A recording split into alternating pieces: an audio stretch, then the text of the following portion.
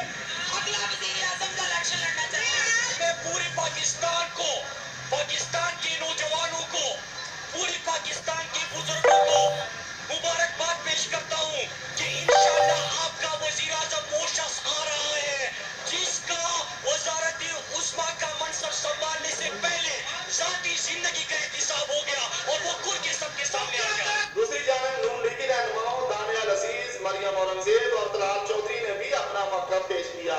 मैं आज पूरी पाकिस्तान तहरीके इंसाफ के जो असल कारकुन है, जो असल नजरिए से पाकिस्तान तहरीके इंसाफ बनी थी, उसको मुबारकबाद देना चाहूंगी क्योंकि आज मनी लॉन्ड्रर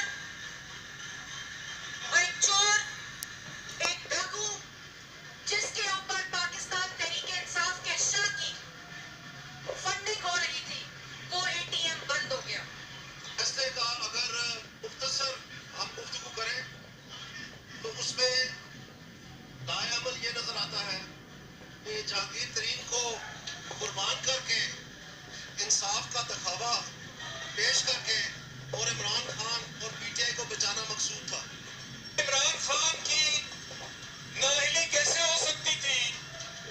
भाई अगर वही नाअहल हो जाता तो डुगडुगी बचाने वाले तमाशा किससे करवाते, किससे धरना करवाते, किससे पार्लियामेंट पे हमला करवाते, किससे पीटीवी पर चढ़ाई करवाते, किससे अदारों को गाली दिलवाते। फैसला आने के बाद सियासी पाला एक बार फिर अरूज पर। बड़े केस का बड़ा फैसला आ गया। इमरान खान अहल करार दे दिए गए जबकि जहांगीर तरीन नाअहल करार।